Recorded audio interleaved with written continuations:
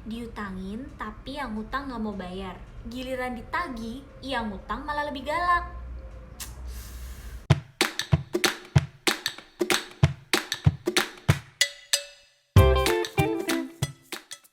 Hai, thank you banget udah mampir di video aku kali ini. Sekarang kita mau ngebahas soal utang piutang dan orang yang ngutang tapi nggak mau bayar. Ada nggak sih yang bisa dilakuin buat bikin orang-orang kayak gini tuh jerah?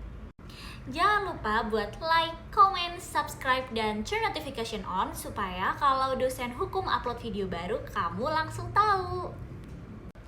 Jadi minggu kemarin ada dua teman aku tuh yang curhat, dua-duanya curhat tentang diutangin sama orang, terus orangnya tuh nggak mau bayar, kasian banget ya. Nah dia tuh konsultasi apa sih sebenarnya yang bisa kita lakuin buat bikin orang-orang kayak gini tuh nggak melakukan hal yang sama lagi dan merugikan orang lain lagi.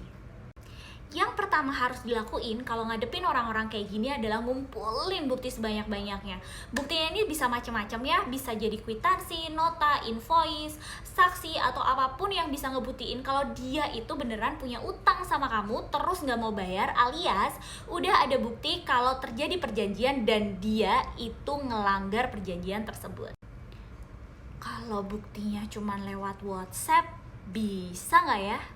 Nah, pelajaran buat kamu semuanya. Lain kali kalau misalnya ada teman kamu yang ngutang lewat WhatsApp, lewat chat, lewat tele, lewat DM ataupun nelpon, kamu nggak boleh langsung percaya. Bisa jadi itu ternyata bukan teman kamu, karena ternyata banyak banget modus penipuan kayak gitu. Dan kalaupun ternyata teman kamu, belum tentu loh dia punya itikat baik buat ngebayar. Jadi, lain kali kalau misalnya teman kamu ada yang ngutang, meskipun itu deket banget sama kamu, pastiin kamu bikin invoice atau bikin kwitansi, seenggaknya bikin nota yang ngebuktiin kalau nih orang beneran ngutang sama kamu. Balik lagi, apakah WhatsApp bisa jadi alat bukti yang sah? Tenang aja, bisa dong. Jadi dalam Undang-Undang ITE nomor 11 tahun 2008 pasal 5 dan pasal 44 disebutin kalau informasi elektronik dan atau dokumen elektronik dan atau hasil cetakan merupakan perluasan alat bukti dari hukum yang sah dan sesuai dengan hukum acara yang berlaku di Indonesia. Kalau misalnya di KUHP ini diatur di pasal 184 ayat 1.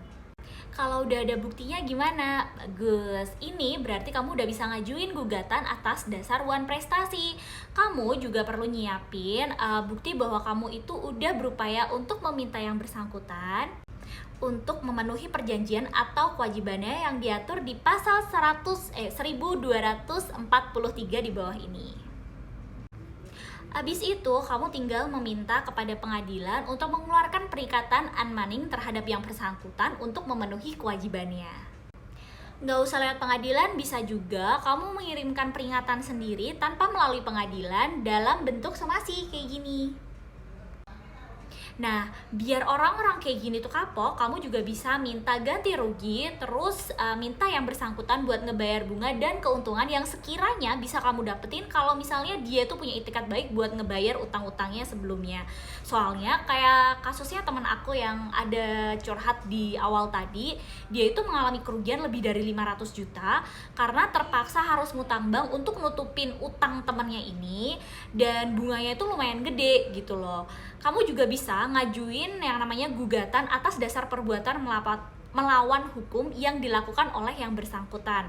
Kalau misalnya kamu ngajuin gugatan perbuatan melawan hukum, kamu juga harus dapat membuktikan adanya kerugian yang kamu terima. Buktinya tuh bisa macam-macam, kayak misalnya kamu tuh jadi punya utang ke bank, ataupun kamu nggak bisa melakukan produksi di perusahaan kamu, dan lain sebagainya.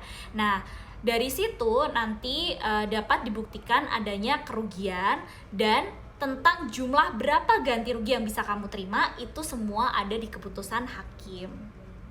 Terus ada lagi nih yang nanya, boleh nggak ya kalau misalnya kita tuh nagih utang lewat story WhatsApp, story ataupun feed Instagram, wall Facebook? Jawabannya adalah enggak sama sekali. Kenapa enggak? Karena pengguna media sosial yang mengunggah identitas seorang ketika terlibat permasalahan, tapi nggak disertai dengan fakta serta dibumbui dengan hal negatif termasuk perusakan nama baik. Apabila objek dalam post tersebut nggak berkenan, malah jadi bahaya buat kamu. Pengunggah dapat dilaporkan ke kepolisian dan terancam jeratan pasal 27 ayat 3 Undang-undang ITE. Bahaya kan? Jangan sampai karena kamu nagih utang justru kamu yang bermasalah sama polisi. Segitu aja jawaban dan pendapat aku soal utang piutang. Kalau misalnya kamu mau nambahin, mau koreksi, boleh banget ya, silakan komen aja. Termasuk juga komen materi atau tema apa yang bisa aku bahas di video aku berikutnya.